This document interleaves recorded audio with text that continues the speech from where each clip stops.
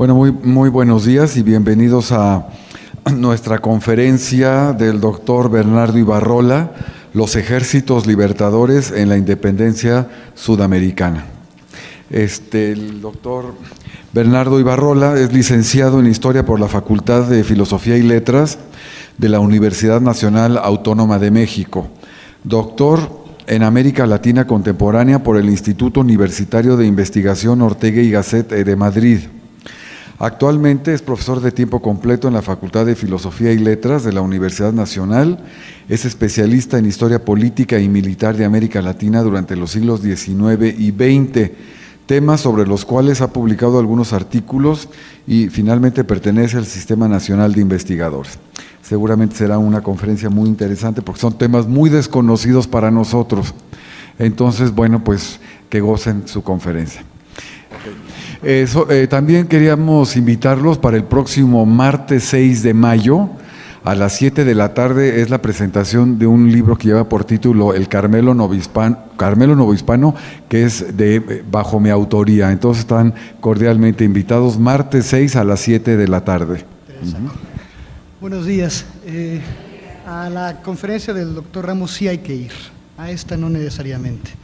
En este momento les están repartiendo una hojita que preparé con una bibliografía introductoria sobre el tema del que va a versar la conferencia de hoy. ¿Lo escucha? ¿Así lo escucha mejor? Correcto, gracias. Una persona le está entregando una hojita con una bibliografía introductoria sobre el tema del que vamos a platicar el día de hoy, a fin de que si tienen alguna intención de leer correctamente sobre el asunto y no las cosas que yo voy a decir, pues tengan por dónde comenzar. No hice la revisión, pero supongo que una buena cantidad de los libros que cito en la bibliografía están aquí en el centro. Si no están aquí, están algunos a la venta, los de publicación reciente, y otros, sin duda, en las bibliotecas de la UNAM o del Colegio de México. Pero son libros todos de fácil consecución y la inmensa mayoría están en español. Por ahí se filtró uno en inglés, otro en francés, pero básicamente busqué una bibliografía general en español. Bien, ahora sí, comienzo. Comienzo agradeciendo al doctor Manuel Ramos, director de este centro, por la invitación, gracias a la cual puedo estar el día de hoy con ustedes. Este agradecimiento va más allá de la simple formalidad.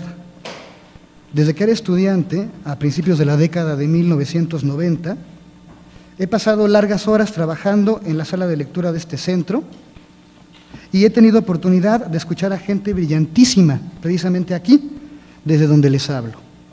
Es para mí un honor y un privilegio, acaso inmerecido, que ahora me toque estar de este lado, hablando y no escuchando. Pero también es, y por eso acepté la invitación, una forma de comenzar a retribuir lo que este centro me ha ofrecido. Debo agradecer también a Aurea Ávila, la jovencita que le está repartiendo las hojas, estudiante del 6º semestre de la carrera de Historia de la Facultad de Filosofía y Letras, que es mi alma mater y mi centro de trabajo, por la ayuda que durante las últimas semanas me ha prestado en las pesquisas y reflexiones en torno a esta conferencia. Antes de comenzar, luego de los agradecimientos, una disculpa, o más bien una advertencia. Aunque historiador de la modernidad política y militar de América Latina, no soy lo que se dice un especialista en los asuntos específicos de las revoluciones de independencia de la América del Sur. Por ello, no podré ofrecer aquí los resultados o avances de mis investigaciones originales, cosa que sí me sería posible si les hablara de los ejércitos y los hombres de guerra en América Latina durante la segunda mitad del siglo XIX. Y me limitaré a presentar, espero que de manera novedosa o por lo menos sugerente, lo que todos ustedes ya conocen al respecto. Tal vez esta debilidad de la que parto sea también mi principal ventaja.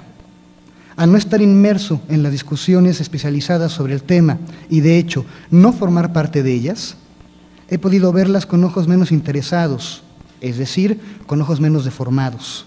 Y he podido también transitar por el tema con un desenfado sin el cual me habría sido muy difícil formular la hipótesis central en torno de la que girará mi exposición. Hecha esta indispensable advertencia, comienzo. Tras la Primera Guerra Mundial, el Imperio de los Habsburgo que se había mantenido organizado durante 7 siglos bajo el control de una misma dinastía, llegó a su fin. Aún los territorios nodales del imperio se dividieron y el mapa de Europa conoció, durante los años 20 y 30, una vertiginosa serie de transformaciones. Después de la Segunda Guerra Mundial, el espacio centroeuropeo fue reorganizado bajo la influencia de la Unión Soviética, que puede ser entendida como el momento de máxima expansión de otro imperio, el ruso. Y no fue sino hasta cuando, después de su caída, a principios de la década de 1990, que Checoslovaquia, el último artificio generado tras la caída del Imperio Habsburgo, fue desmontado. En 1923, el Imperio Otomano, con más de medio milenio de historia, desapareció. Su vastísima organización política, que había comprendido en su momento de máxima expansión prácticamente toda la costa mediterránea del continente africano, todo el territorio asiático que conocemos como Oriente Próximo, la península turca, todas las costas del Mar Negro y en plena Europa, los Balcanes, se fue desmembrando a lo largo de los siglos XIX y XX.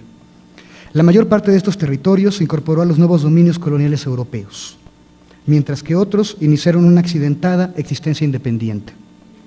El día de hoy, más de 100 años después de la salida otomana de los Balcanes, el proceso de organización territorial y política de este espacio está, como evidencia la reciente proclamación del Estado independiente de Montenegro, lejos de haber concluido. Si la gestación de los imperios, estas complejas organizaciones políticas obligatoriamente multinacionales y multiétnicas, puede tardar mucho tiempo, su desintegración también. De hecho, suele tardar más. Y el Imperio Español es un buen ejemplo de ello. Esta extraordinaria organización política que entre los siglos XV y XVI, que entre los siglos XV y XVI se expandió de tal modo que llegó a controlar inmensos territorios en Europa y América y a tener enclaves de importancia en África y Asia.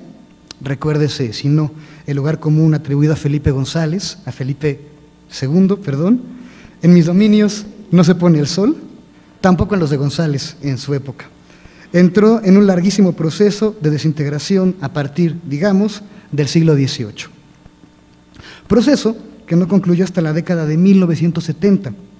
El precipitado abandono del Sahara Occidental durante los últimos días de la dictadura franquista, en noviembre de 1975, puede entenderse como la última escena de la historia iniciada en 1469 con el matrimonio de Isabel de Castilla y Fernando de Aragón.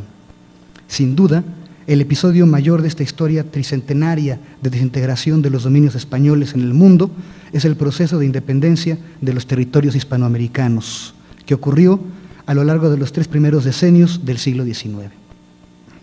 2. Evidentemente, este proceso puede y debe inscribirse a escala mundial dentro del fenómeno revolucionario de finales del siglo XVIII y principios del XIX, en el que muchas sociedades de antiguo régimen entraron en crisis. Además del Imperio Español, esta primera gran revolución mundial tocó otros territorios europeos y transformó la historia del mundo occidental y a la larga del resto del planeta de manera irreversible. Las revoluciones liberales, animadas por el pensamiento ilustrado, sin embargo, no provocaron el final de los imperios, sino el recambio de estos.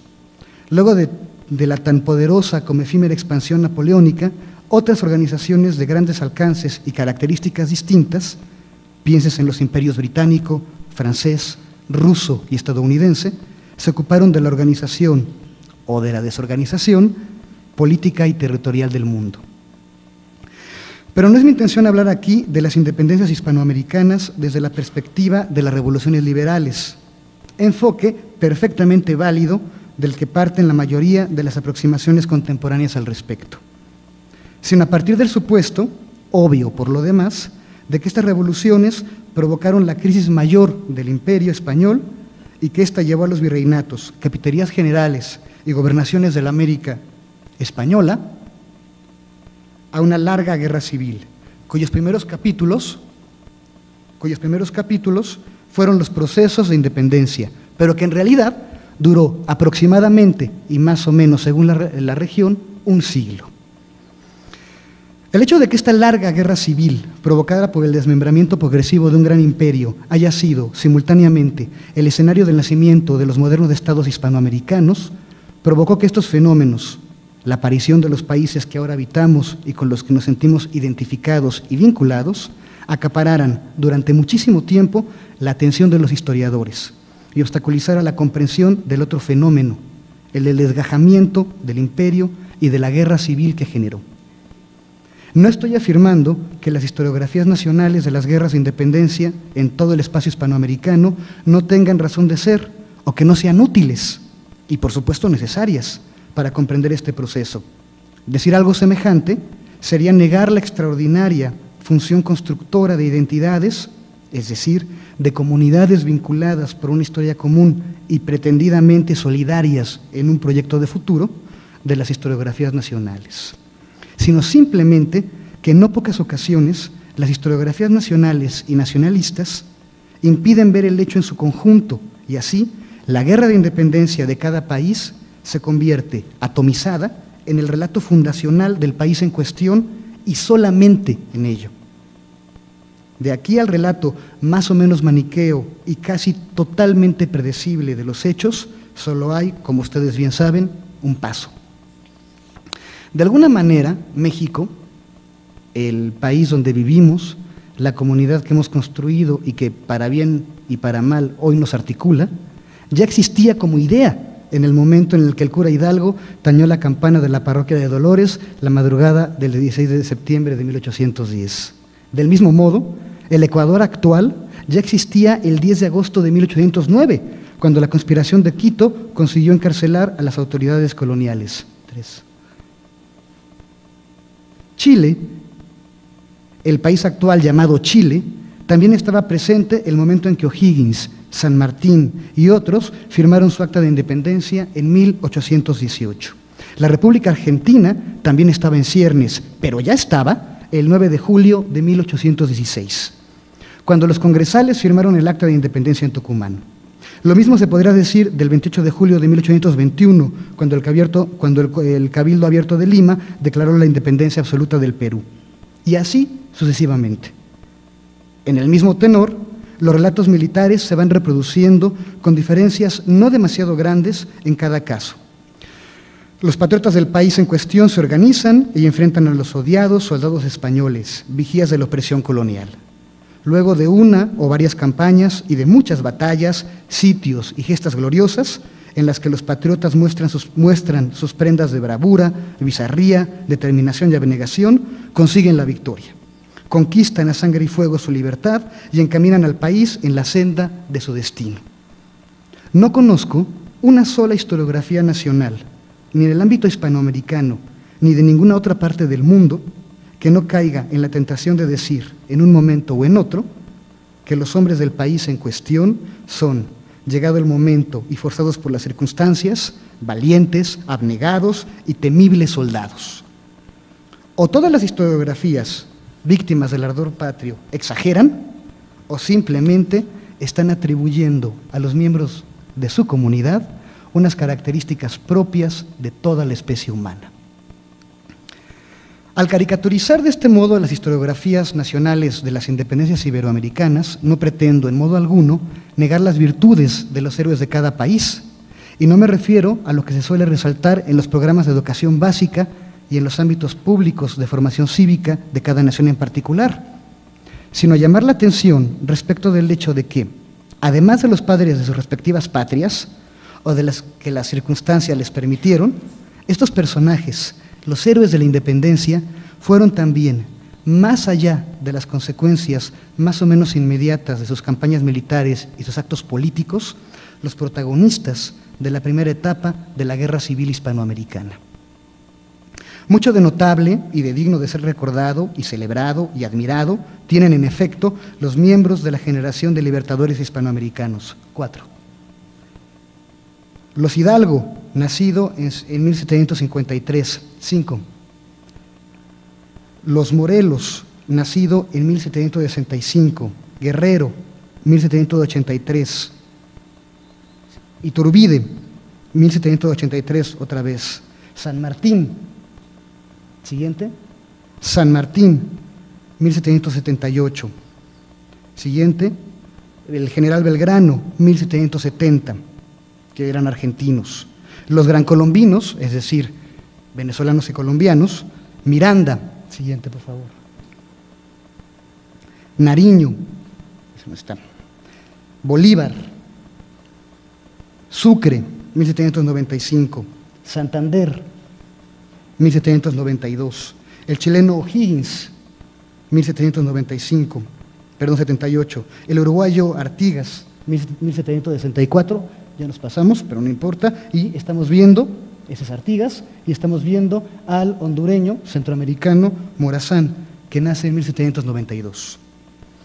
Pero la llamada atención, como los personajes de la generación siguiente, pero llama la atención cómo los personajes de la generación siguiente a la de estos libertadores, y no me refiero, como verán, a sus fechas de nacimiento, por eso me tomé la molestia de decírselas, que son prácticamente las mismas, sino el momento en que cobraron protagonismo político-militar, concitan sentimientos de admiración y reconocimiento público mucho menos unánimes en sus países de origen y sobre todo en los países vecinos. Siguiente, 17. Pienso en el Santa Cruz boliviano, nacido en 1792, 18. En el Rosas argentino, nacido en 1793. En el Portales chileno, siguiente, nacido en 1792. En el Francia paraguayo, del 66. Y por supuesto, siguiente, en el Santana mexicano, nacido en 1794. Aún los mismos personajes, es decir, aquellos que sobrevivieron a la gesta independentista, parecen desdibujarse en las historiografías nacionales y lo que hicieron después del movimiento cumbre en sus trayectorias de héroes parece menos digno de ser recordado y celebrado, y si no, piénsense en el mexicano Guerrero y por supuesto en el paraguayo Francia. ¿Qué ocurrió? Que había unos criollos hispanoamericanos nacidos a finales del siglo XVIII que eran nobles, heroicos y abnegados y con altísimas miras políticas, y otros criollos hispanoamericanos nacidos a finales del siglo XVIII, pero que eran malvados, torpes, egoístas y mezquinos? La respuesta evidente es que no, sino más bien que tuvieron relevancia en circunstancias y momentos diferentes, y que estos momentos, los que suelen llamarse de construcción nacional, o de ensayos, o tropiezos nacionales, o la patria vieja, o la patria boba, los nombres, los motes son reveladores. Estos momentos, digo, son bastante menos edificantes que los anteriores. Sin embargo, todos ellos, me refiero a la generación independentista y a la que le siguió, todos ellos se dedicaron a lo mismo, la política y la guerra, y en el ejercicio de los oficios de político y de guerrero hicieron en realidad cosas muy parecidas. Observarlos como la segunda generación de protagonistas de la larga guerra civil desencadenada a raíz del colapso de la monarquía española ayuda a comprenderlos y explicarlos mucho mejor. Guerra civil, sí, guerra, pero no solamente, por supuesto, solamente guerra. También, simultáneamente a la guerra, con el trasfondo permanente y condicionante de la guerra, una serie de procesos complejísimos que van ocurriendo a ritmos distintos y con muy importantes particularidades diferenciadoras, según la región, en los dominios españoles de América. Aquí, antes de seguir, una observación de perogrullo que más vale hacer. Figura 21, por favor. Mientras que al norte de la América septentrional de la época colonial, es decir, en los territorios actuales de Canadá y los de Estados Unidos, se viven procesos particulares de transformación política y de guerras, tropas británicas ocuparon la capital estadounidense en 1814, que si bien pueden inscribirse en el proceso general de revoluciones liberales de finales del siglo XVIII y principios del XIX, que mencioné al inicio de esta charla, no tiene nada que ver con la caída del Imperio Español, y sí mucho más con los escenarios geopolíticos europeos. En el mismo sentido, el proceso independentista de Haití, del que les habló aquí hace algunas semanas Johanna von Grafenstein, se inscribe en realidad en la complejísima historia de la Revolución Francesa y en todo caso en el devenir imperial de Francia. Figura 22. Por último, el Brasil, prácticamente la mitad del territorio del Cono Sur también es harina de otro costal. El taciturno y nostálgico imperio portugués, ante el embate napoleónico, decidió refugiarse en el Nuevo Mundo y, durante buena parte del siglo XIX, pareció que los roles se habían trastocado. El pujante imperio brasileño desempeñaba el papel de metrópoli y Portugal, aislado frente al Atlántico y supeditado a la figura exterior de la pérfida Albión, parecía, para muchos efectos, su colonia. Figura 23. La historia del Brasil, como han señalado algunos especialistas, carece, por lo menos durante la primera mitad del siglo XIX, de caudillos, de héroes a caballo, como los nombra alguno de ellos, equiparables a los hispanoamericanos. Esto es, en cierto sentido, obvio. El imperio portugués tuvo su propia historia y sus dinámicas particulares. Pero de los asuntos lusitanos, en particular del Brasil, les hablará Guillermo Palacios la próxima semana, y yo al respecto mejor me callo. Pero solo para seguir hablando de los procesos de la independencia en Hispanoamérica, pero durante un rato sin leer. ¿Qué procesos en la América Española entre 1808 y, digamos, 1825?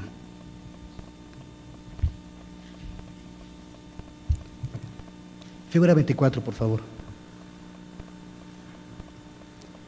Bien, dice un especialista al respecto que desafortunadamente falleció siendo todavía muy joven, François Javier Guerra, que se trata de un proceso único que comienza con la irrupción de la modernidad en una monarquía de antiguo régimen y va a desembocar en la desintegración de este conjunto político en múltiples estados soberanos. A fin de cuentas, yo parto prácticamente del mismo principio de Guerra. Aprendí lo que explicaba y lo asumo, lo hago mío. Sí, se trata, por supuesto, de la entrada de la modernidad en el mundo imperial ibérico, en particular hispano, y de la desintegración del sistema monárquico, puesto que no resiste, no es capaz de adaptarse a la propuesta modernizadora que en algún momento intenta imponerse. Me explico. A mediados del siglo XVIII, finales del siglo XVIII, la monarquía española intenta transformarse, lo que conocemos como las reformas borbónicas. ¿De qué se tratan, en resumen, estas reformas? Bueno, de un proceso de racionalización administrativa y de gestión, básicamente. De la necesidad, el temor de que los teatros de guerra europeos se trasladen a América y de la necesidad, ante este temor, de preparar militarmente a las colonias americanas ante los posibles embates de Francia o sobre todo de Inglaterra, como de hecho ocurren. En 1806 los ingleses toman Buenos Aires y Montevideo. No es un temor lejano. Figura 25, por favor. Dice otro especialista que está en la bibliografía que les pasé, Lynch, la provocación se refiere a la provocación de la monarquía, del régimen monárquico a las colonias, la provocación tiene lugar no cuando la metrópoli está inerte, sino cuando actúa. ¿Qué quiere decir con esto? Durante el siglo XVII, a principios del XVIII, las colonias hispanoamericanas estaban en muy buenas condiciones para hacerse autónomas, para independizarse, de forma más o menos equiparable con lo que ocurre con las colonias británicas del norte de América. Tenían una buena situación económica, estaban más o menos bien cohesionadas, el comercio interno y también hacia el exterior funcionaba bien.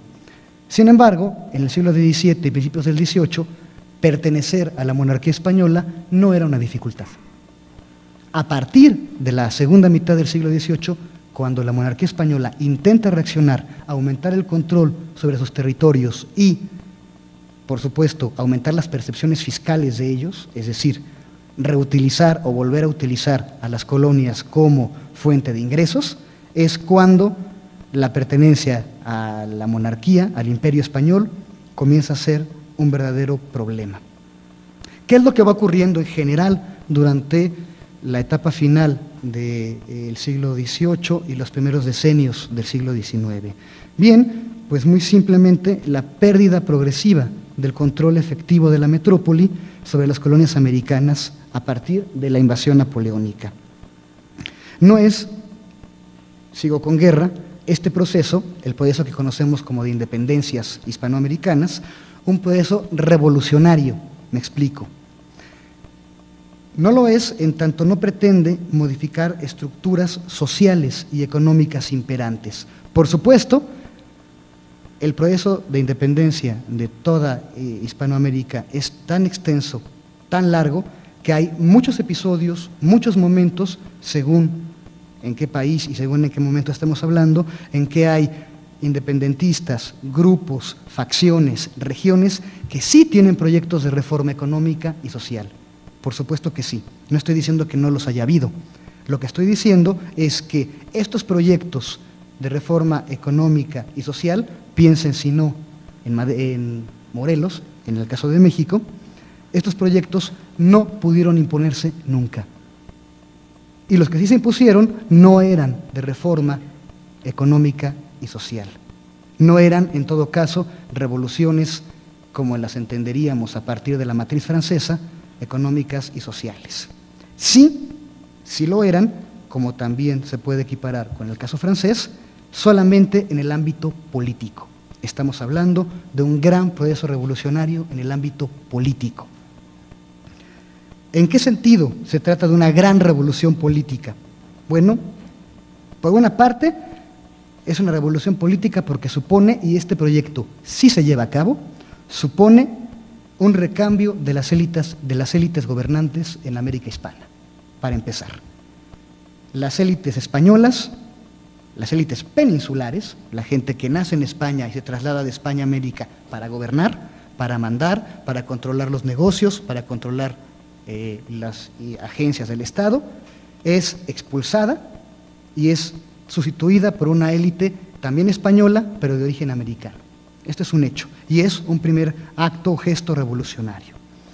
Mucho más importante que este, que solamente dura un par de generaciones, es el triunfo de una idea, también política, la idea del nacionalismo y de la construcción de los estados nacionales, gobernados a partir en términos formales, por supuesto, de una legitimidad desprendida directamente de la voluntad popular. Esto sí es una revolución política de grandes consecuencias. Y también ocurre en España. Es todo el imperio español, todo el mundo, todo el universo hispano que se ve envuelto en esta revolución política. La particularidad del caso hispanoamericano es que esta idea de que el gobierno adquiera o tenga su legitimidad a partir de la delegación directa del pueblo, en España se ejercerá a través de la monarquía durante todavía muchos años, hasta el primer intento republicano de la década de los 60, pero en América no. En América esta idea se va a expresar a través de gobiernos nacionales de corte republicano. Sin embargo, el cambio en la matriz de pensamiento político es el mismo. Ya no se trata de un mundo gobernado con una voluntad indirectamente desprendida de la voluntad divina, sino por una voluntad basada en la delegación de la soberanía popular. Este sería, en realidad, siempre siguiendo a Guerra, el cambio mayor, el hecho revolucionario mayor de las guerras de independencia en América hispana. Figura 26, por favor.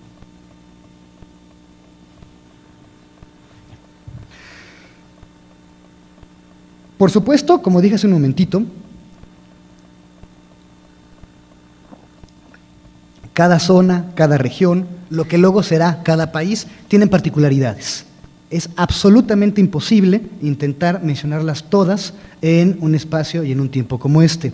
Así que, a riesgo y a sabiendas de hacer generalizaciones burdas y obviar excepciones importantes, me atreví a proponer, para que se entienda de la forma más clara posible, 3 etapas más o menos equiparables por las que va pasando el proceso de independencia en términos ideológicos y políticos en América hispana durante las guerras de independencia. Podríamos hablar digamos, a partir de 1808, figura 27, por favor, a partir de 1808, podríamos hablar de un juntismo soberanista. Es decir, como todos saben, aquí en 1808 Napoleón invade España con la excusa de ir rumbo a Portugal, aliado permanente y centenario de sus enemigos los británicos, se queda en España y descabeza, decapita al imperio español. De la misma manera que Cortés hace con el imperio náhuatl, Napoleón hace con la monarquía hispana. Le quita la cabeza y pretende ponerse en ella y seguirla controlando. Este hecho provoca, por supuesto, una reacción intensísima, tanto en la península, comienza su guerra de independencia, en el territorio peninsular español, como en las colonias, básicamente en América hispana. Esta reacción lleva a las organizaciones locales y regionales a asumir este proceso ideológico y llevarlo a la práctica. Si la soberanía reside originalmente en el pueblo, y en este momento quien la detenta, el monarca español, ya sea Carlos IV o Fernando VII, su heredero, no está en condiciones de ejercerla, esta soberanía debe volver al pueblo, su originario.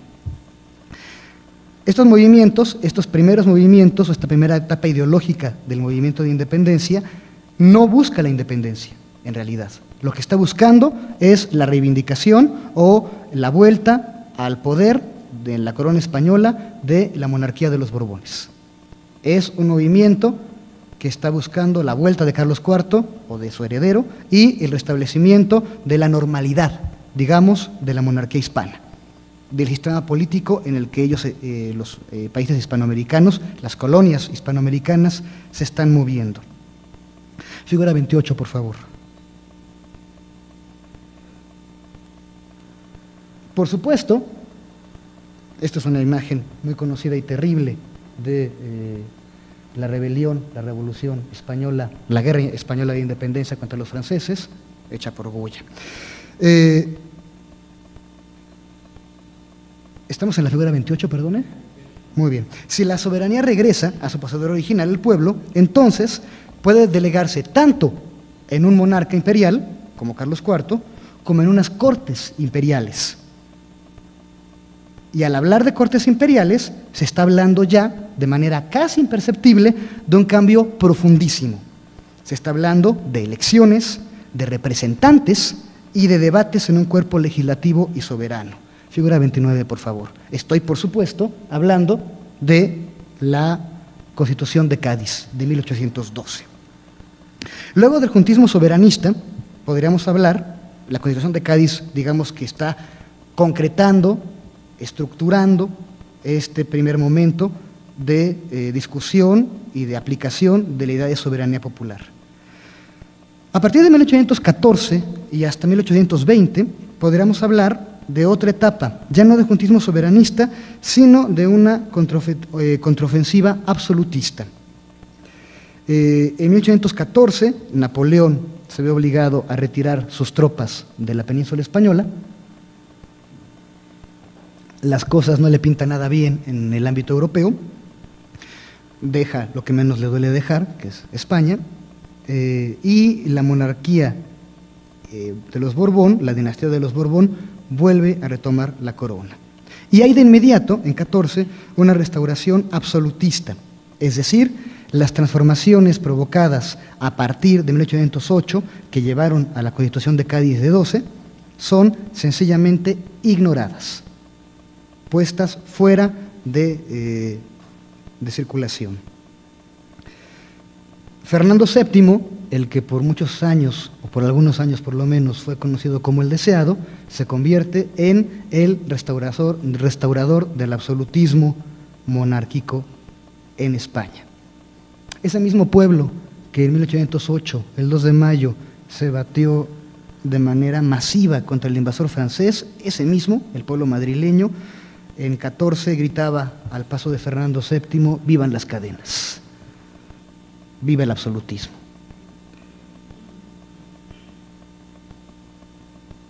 En 1820, luego de 6 años en los que hay también una intensa contraofensiva absolutista en todos los territorios hispanoamericanos, es una época más o menos mala para los movimientos de independencia hispanoamericanos, en particular para el mexicano, como ustedes bien saben.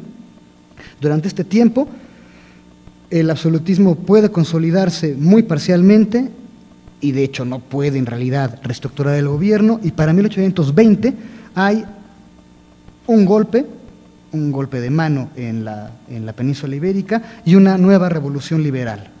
En 1820 vuelve a ser puesta en vigor la Constitución de Cádiz de 1812.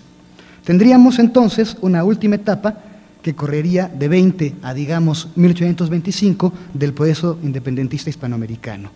Es decir, el momento en que se retoma la idea de soberanía popular, pero no ya, como en el primer momento, para apoyar a la monarquía española, sino para, con la soberanía popular, construir unos nuevos inventos, unos nuevos aparatos políticos, las naciones, los estados hispanoamericanos. Es decir, la idea no es ya retomar la soberanía para con ella apoyar a Carlos IV o a Fernando VII, sino retomar la soberanía para organizarse como mejor nos convenga, o como mejor les conviniera a ellos. Yo no había nacido. En 1823, 3 años después del golpe de Riego, de la Revolución de 20, hay una nueva vuelta de Fernando VII, que estaba encariñado con el poder, y una nueva vuelta al absolutismo. Esto, en 23, es algo así como la puntilla del proceso. Ya no es imaginable, sostenible en prácticamente ningún espacio hispanoamericano pensar en mantenerse vinculados con este imperio retrógrado, absolutista y muy poco eficaz. Tenemos pues, de manera muy esquemática, voy a repetirlo solo para recapitular, estos 3 momentos, digamos de 8 a 14, el juntismo soberanista, de 14 a 20, la contraofensiva absolutista, y de 20 a 24-25, la idea de retomar la soberanía, pero no ya para apoyar a la monarquía hispánica, a la dinastía de los Borbones, sino para transitar hacia la independencia. Insisto, hay muchas particularidades y no pocas excepciones, pero con el objetivo de esquematizar el proceso y hacerlo funcional para toda la América hispana, hago esta esquematización. Figura 30, por favor. Tengo, sin embargo, que mencionar, sí, algunas particularidades importantes. En general, para todo el ámbito hispanoamericano, quienes consiguen imponerse e imponer sus posiciones son los sectores criollos, es decir, los españoles americanos. Tanto en su objetivo de tomar el control de los estados o de los cuerpos administrativos españoles, burocráticos y administrativos, como en su modelo de sociedad nacional, una vez que se decide el proyecto por la vía independentista. ¿Cómo es la sociedad nacional de estos criollos? ¿O cómo podemos suponer que era a partir de las constituciones que hicieron y de las cosas que llevaron a la práctica? Bueno, sí, supone esta idea de modernización política, la soberanía reside en el pueblo y el pueblo la delega a través de un sistema de representación. Está, por supuesto, esta idea, pero está extraordinariamente acotada. Se trata de una ciudadanía limitada, restringida, llena de restricciones censitarias. Esto es, sí, la soberanía del pueblo, de los ciudadanos, pero no todos son ciudadanos. Por supuesto, no hablo de sectores que estarían fuera de discusión hasta bien entrado el siglo XX, con su derecho a votar, como las mujeres, sino de partes importantísimas de la población hispanoamericana. Estoy hablando de indígenas, de negros, de mulatos, de castas, aún de blancos sin propiedades. Sí, hay una idea más o menos declarativa de modernización política, pero extraordinariamente restringida. La sociedad que los criollos hispanoamericanos reproducen una vez que consiguen la independencia es una sociedad dividida en estamentos, estamental. No les interesa modificarla, no hacen absolutamente nada para modificarla. Por eso, al principio o hace ratito, explicaba que no se trata de una revolución social. Nadie de entre quienes ganaron la está buscando. Se trata de una sociedad que continúa con los mismos patrones económicos y de concentración de riqueza.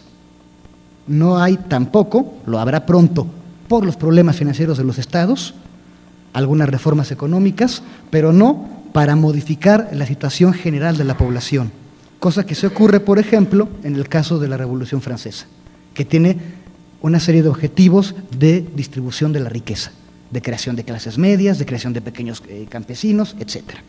En el caso hispanoamericano, esto sencillamente no ocurre. De la misma forma que durante la época colonial, estos criollos hispanoamericanos continuarán concibiendo a la nación, al Estado, con y solo con la Iglesia Católica. Se seguirá tratando de estados declarada abiertamente confesionales, católicos, porque la Iglesia es un elemento constitutivo del Estado. Como ustedes bien saben, uno de los problemas centrales de la vida independiente de México al principio del siglo XIX, es la falta de reconocimiento de su existencia por parte del Vaticano. Esto no ocurre solamente en México, ocurre en toda la América hispana. Prácticamente todas las nuevas repúblicas buscan el reconocimiento del Vaticano porque sin la Iglesia Católica, o más bien dicho, sin la estructura burocrática, administrativa del clero, no pueden hacer gran cosa. Por supuesto, estoy haciendo una generalización burda y, como verán, no estoy tratando muy bien a estos criollos ex novohispanos y ahora hispanoamericanos. Hay, por supuesto, excepciones, particularidades que llaman mucho la atención. Podemos hablar al respecto de algunos de ellos, de algunos casos particulares. Podemos hablar, por ejemplo, del carácter extraordinariamente elitario de la élite criolla chilena en particular. Cuando digo del carácter extraordinariamente elitario, me refiero a que la élite criolla que toma el poder en Chile a partir de la independencia es a veces más conservadora que algunos sectores de la administración española de antes de la independencia. Es decir, en Chile, la revolución de independencia, los procesos independentistas, llevan al establecimiento de un régimen aún más conservador. No puedo hablar demasiado de ello, no puedo alargarme al respecto, pero luego de algunos años, en la década de los 30 del siglo XIX, Diego Portales formará y comenzará a cimentar lo que creo yo es el Estado decimonónico hispanoamericano más sólido, el chileno. Y lo es precisamente porque es un conservadurismo feroz. Dejemos Chile. Hay otros ámbitos donde las guerras de independencia sacan a la luz, hacen imposible ignorar el componente mestizo y sobre todo indígena de la población. En las guerras de independencia de la Nueva España, como ustedes bien saben y como Van Jong acaba de corroborar en un libro estupendo, que está en la bibliografía, los indígenas participan amplia, extensamente, los mestizos también. En el otro núcleo con gran población indígena de la América hispana, el Perú, ocurre otro tanto, con la diferencia de que las intervenciones indígenas y mestizas del Perú siempre fracasan. No tienen, como tienen en México, los éxitos parciales de las primeras campañas de Hidalgo y, por supuesto, de la campaña de Morelos. Hay, además de esta particularidad indígena y mestiza del Perú y de México, otras particularidades que creo que vale la pena resaltar. Hay, en algunos casos, la imposibilidad por parte de las colonias o de los virreinatos o de las capitanías generales o gubernaturas, la nomenclatura al final de la época colonial se hace muy complicada. Hay, la imposibilidad de algunos espacios para obtener de manera propia la independencia. Y la independencia tiene que ser traída más bien desde el exterior. Me refiero al Perú, que no puede independizarse solo. Me refiero al Alto Perú, es decir, a Bolivia. Me refiero a Ecuador. Espacios donde la independencia llega porque llegan ejércitos libertadores de otras latitudes. Hay, por supuesto, un primer levantamiento, una primera serie de reacciones juntistas. Muy rápidamente la intervención de la gente del Río de la Plata, el general Belgrano hace una campaña, ahorita la vamos a ver, para intentar liberar al Paraguay. Los paraguayos se hacen un poco los disimulados, las fuerzas españolas derrotan a Belgrano y luego los paraguayos, que están muy bien organizados, derrotan a los españoles y hacen un estado muy particular, un estado que tendrá una rapidísima consolidación, que juntará un poder militar único en el Cono Sur y que será destrozado durante la guerra de los 60, durante la década de los 60, en la guerra de la Triple Alianza, Argentina, Brasil, Uruguay, contra el Paraguay. ¿Por qué? Pues porque había hecho un estado realmente muy peligroso. Podría continuar con las particularidades, pero el tiempo no da para eso. Paro aquí con las particularidades y paso a el tema obligado o a un elemento obligado en una conferencia con este nombre, las campañas. Acabamos de hablar de procesos, ahora hablemos de campañas militares. Hablemos, es una forma de decirlo. Solamente puedo mencionarlas y representarlas o mostrárselas en su representación gráfica. Mapa 31, por favor. Ya está.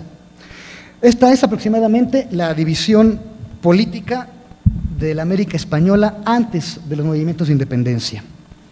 Es, por supuesto, aproximada. Esto está organizado en, como podemos ver, virreinatos, capitanías generales y provincias, ¿dice? Bien. Por supuesto, las discusiones entre las gentes que se dedican a esta época sobre los cambios de nombre y de organización territorial son interminables. La verdad es que el Imperio Español, el gobierno de los Borbones, estaba cambiando todo muy rápido y nadie tenía muy claro cómo estaban organizadas las cosas. Pero en general esta es más o menos la estructura de la América Española antes de los movimientos de independencia. Mapa 32, por favor.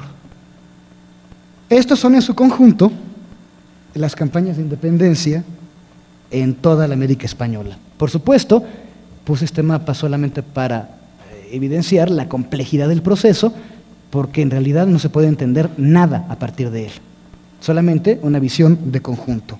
Vamos a irlo viendo mejor. Mapa 33.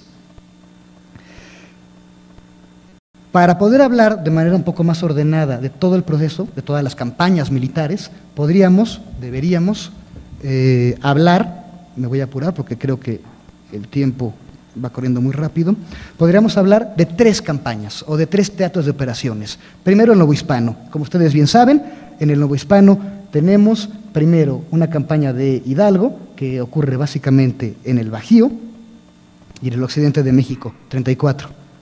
Luego, una campaña de Morelos, que ocurre básicamente en la zona sur, Oaxaca, alguna parte de Veracruz.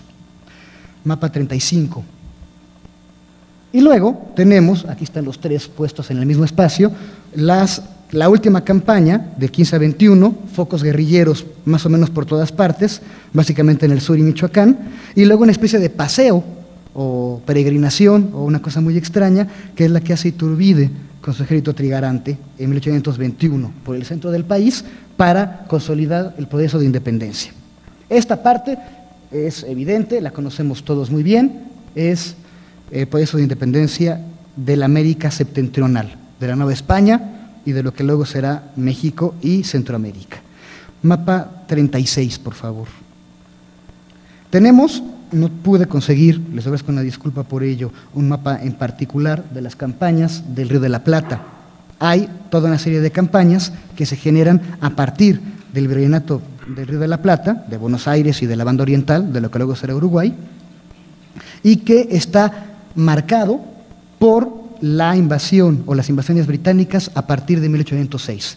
Para el Río de la Plata, Argentina, Uruguay, la guerra de independencia comienza en 6 y comienza en contra de los británicos, no en contra de los españoles. Para 8 y luego para 10, seguir peleando contra un imperio europeo es casi normal.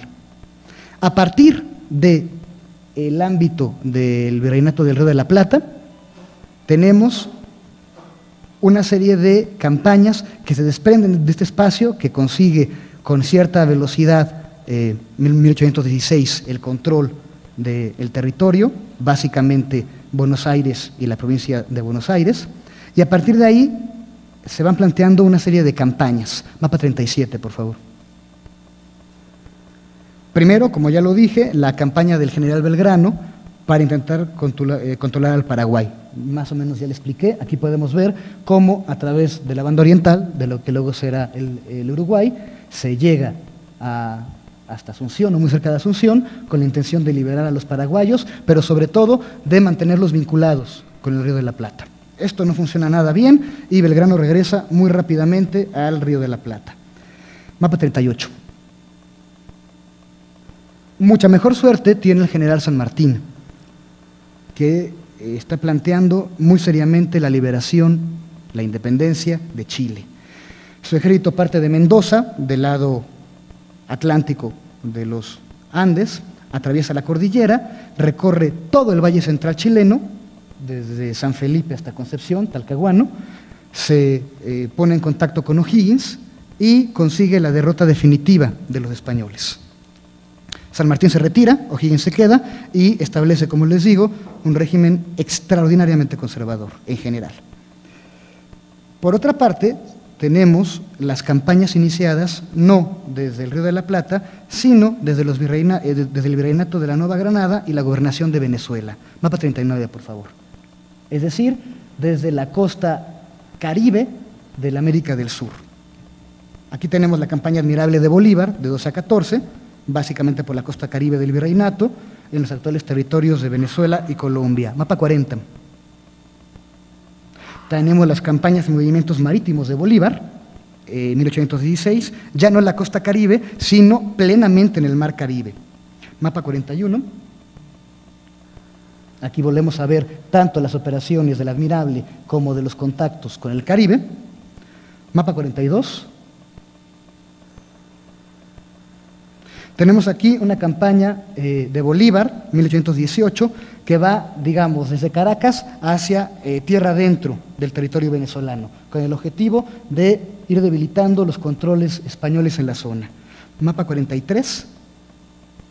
Una vez conseguido este control o el debilitamiento español en la zona, realista en la zona, también Bolívar, 1819, pero ahora se interna en territorio de la Nueva Granada, del reino aledaño, y llega hasta Santa Fe de Bogotá en 1819. Es decir, ya hay un primer elemento, de la misma forma que San Martín para Chile, de, por decirlo de alguna manera totalmente extemporánea, exportación de la revolución, de la guerra de independencia, ahora a la Nueva Granada, al actual territorio colombiano. Mapa 44. Ya que está Colombia, un lugarteniente de Bolívar, Antonio José de Sucre, va y dirige una campaña destinada a liberar los territorios de la Audiencia de Quito, es decir, del actual estado de Ecuador. Esto va ocurriendo en 1821-22. Mapa 45, por favor. Tras la liberación del Ecuador, aquí se ve muy claramente cómo se llega a todas las ciudades importantes y se van diezmando a las fuerzas españolas. Mapa 46. Tras la liberación del Ecuador, las fuerzas de Bolívar vuelven a Venezuela y realizan la última campaña contra las fuerzas realistas. Como pueden ver, se trata como de una especie de peine en la zona donde todavía quedaba poder español para echarlo de ahí. Parece que eso está acabando, parece que ya está liberada toda la América hispana. Pues no, falta lo más complicado, el Perú. La fuerza española en América del Sur se concentró en Perú, podía tener, suponía que tenía el mayor control sobre los recursos peruanos, y muy seguramente debido a que a finales del 18 hubo una serie violentísima de rebeliones de carácter indígena en el Perú, la de Tupac Amaru es la última. Las fuerzas españolas están muy bien organizadas y los independentistas peruanos corren con muy mala suerte. Se levantan, por supuesto, hay operaciones, por supuesto, y siempre son derrotados. Queda el Perú. ¿De qué se trata? Bueno, se trata de una especie de operación conjunta, mapa 47. De una especie de operación conjunta entre las fuerzas de Bolívar y Sucre, que están en Venezuela y Colombia, o en la Nueva Granada, y las fuerzas de San Martín, del argentino San Martín, que todavía están en Chile. Si ya pasaron los Andes, que es lo complicado, lo verdaderamente complicado, pues tomar unos barcos e ir al norte, a Perú, se antoja menos difícil. ¿De qué se trata? De una campaña por tierra desde el norte, digamos desde el territorio ecuatoriano y colombiano, rumbo a Perú, y de una campaña por mar, es decir, con movilización de tropas marítimas y luego desembarcos, con el objetivo de llegar al Perú y conquistar el Perú. Mapa 48, por favor. A fin de cuentas, luego de muchas peripecias, particularidades y asuntos como dignos de novela, Sucre y Bolívar sostienen una campaña de varios años y en Ayacucho, diciembre del 24, se lleva a cabo la última gran batalla de independentistas contra realistas. Luego de diciembre del 24, el imperio español en América Hispana prácticamente desaparece. Mapa 49, por favor. Este sería un mapa aproximado, ¿es 49? Sí. Un mapa aproximado, un mapa político aproximado de la América Hispana en 28. Siguiente, por favor, el 50. Y este sería, para la década de los 30, la primera década de vida independiente, el mapa de la América Española, luego de los procesos de emancipación. Vamos a dejar esta imagen para hablar de lo que sigue, que es la amiga de esta intervención mía, los ejércitos. Hasta aquí los mapas de guerra. Los vimos muy rápido, pero los vimos. Una enorme cantidad de campañas, desplazamientos, batallas, operaciones. ¿Pero entre quién y quién? ¿De quién contra quién? Bueno, pues de los patriotas independentistas o los insurgentes, como diríamos automáticamente en México, contra los españoles.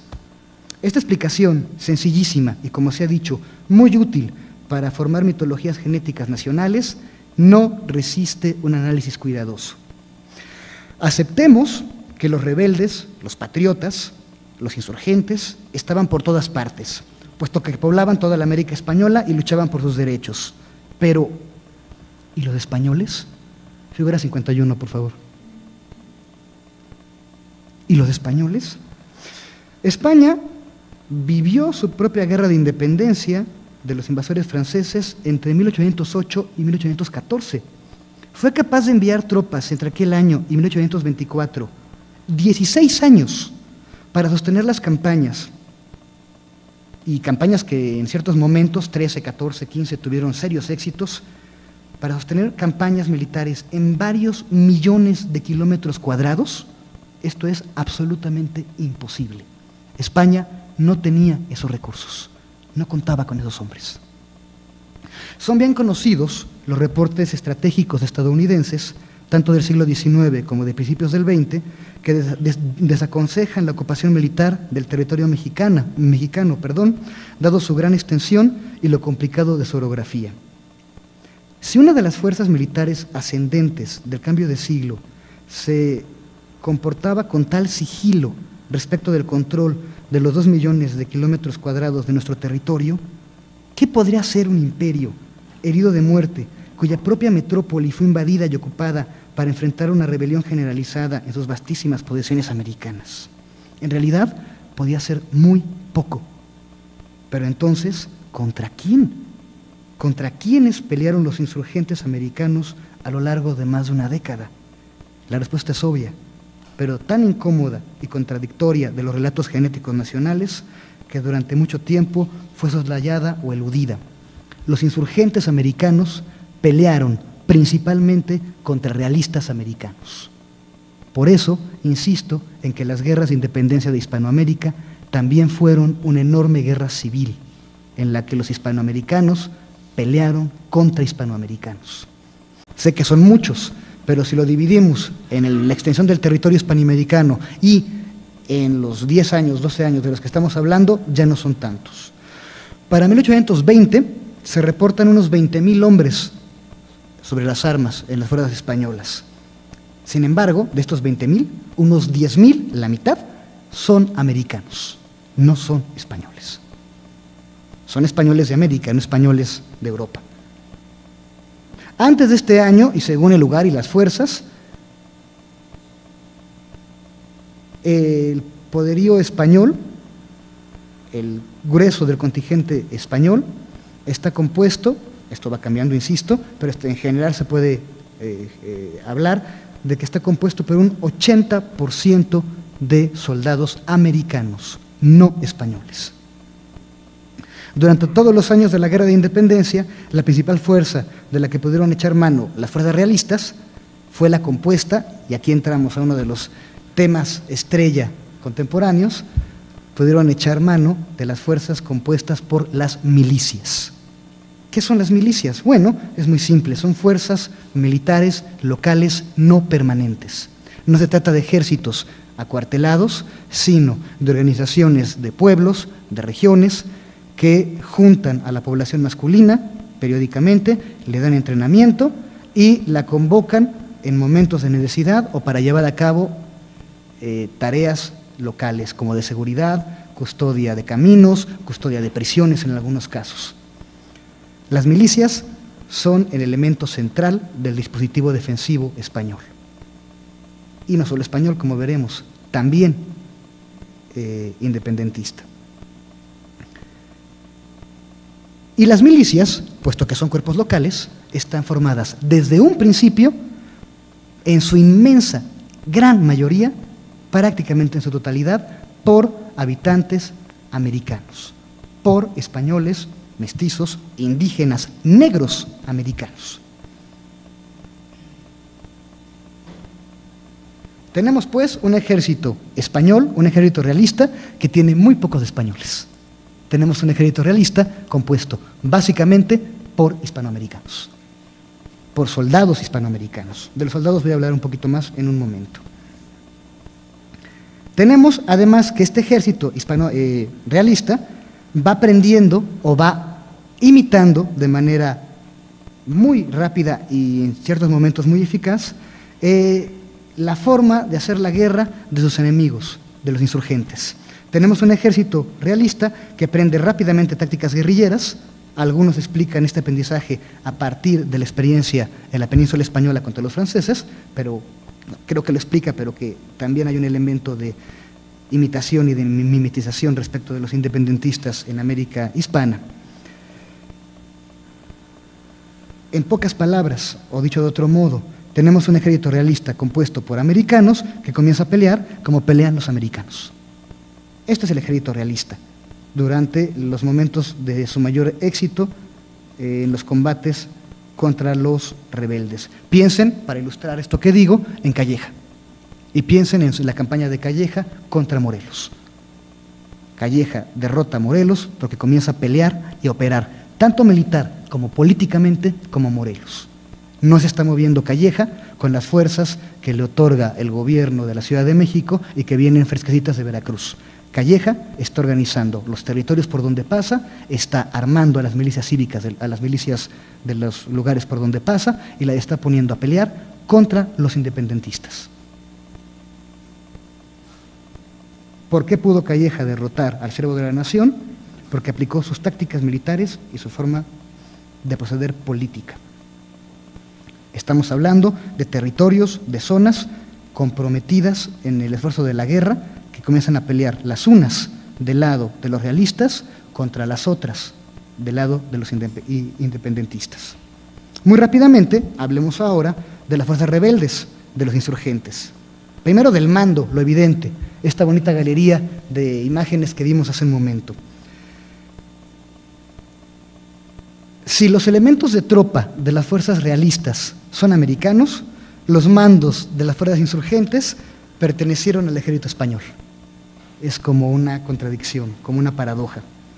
La mayoría de los mandos militares rebeldes son oficiales formados en el ejército o las milicias españolas. Primer elemento. Segundo elemento, más allá de los grandes jefes, de los generales, de los capitanes, no sabemos prácticamente nada de los soldados, tanto de los rebeldes como de los realistas. No tenemos información. Es uno de los temas de más difícil aproximación en términos de investigación historiográfica. No sabemos prácticamente nada de ellos, no sabemos quiénes son, no sabemos por qué peleaban, no sabemos, por ejemplo, no tenemos mucha información, aunque algo hay, sobre la cantidad de deserciones tanto del bando rebelde, en el bando insurgente, como del bando realista. Pero nos queda muy claro, eso sí, que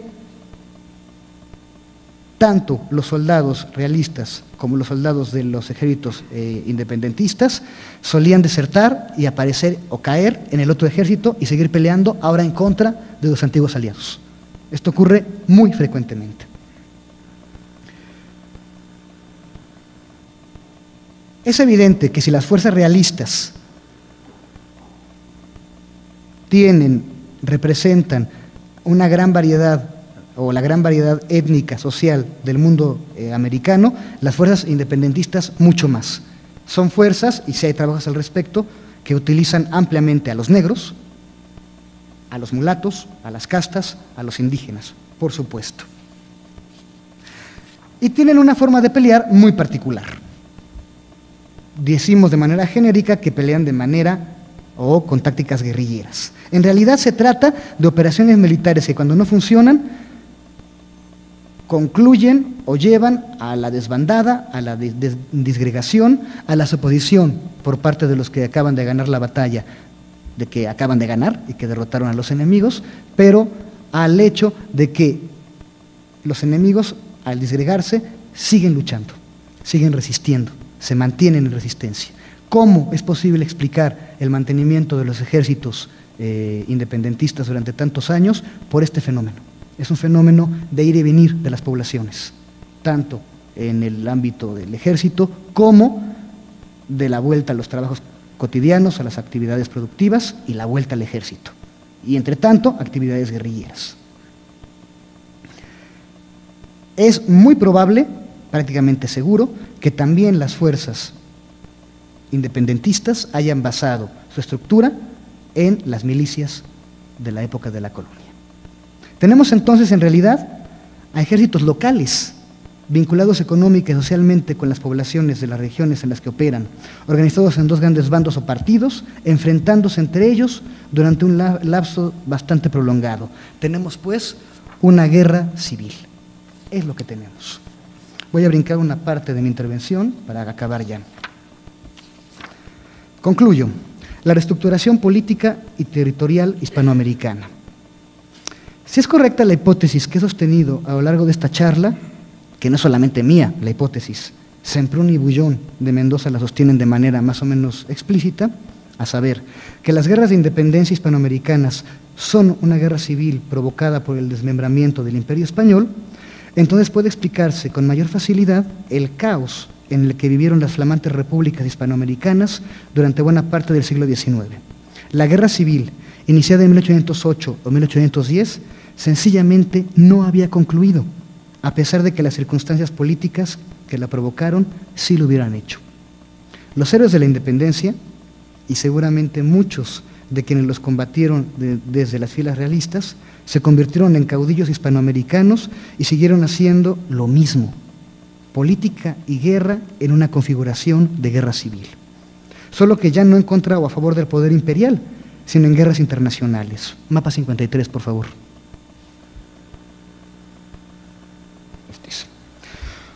En guerras internacionales por problemas fronterizos que llegan hasta nuestros días. El mapa al respecto es elocuente. Está marcado con cuadros los espacios de conflicto fronterizo en América, en toda América, que han provocado o conflictos graves o guerras. Como pueden ver, América hispana, y en este caso diría toda América, no ha sido nada parca en guerras en el siglo XIX y XX. Esto en términos internacionales y en términos internos, en disputas, levantamientos y revoluciones en el seno de cada país. Estos levantamientos y revoluciones por país sería sencillamente imposible de enumerar aquí. Figura 54, por favor. La larguísima guerra civil hispanoamericana apenas comenzaba a mediados de la década de 1820. Durante los siguientes decenios consumiría una cantidad extraordinaria de recursos, tiempo y vidas humanas, y pondría a las jóvenes repúblicas en una situación de desventaja respecto del resto del mundo occidental, que, al día de hoy, no ha podido remontar. No sería sino hasta los 1860, 1870 e incluso 1880 que los hombres de guerra, que fueron consecuencia y luego también fueron causa de esta guerra civil, dejaran de pelear y comenzaran a fundar seriamente los modernos estados nacionales hispanoamericanos. Por su atención, muchas gracias.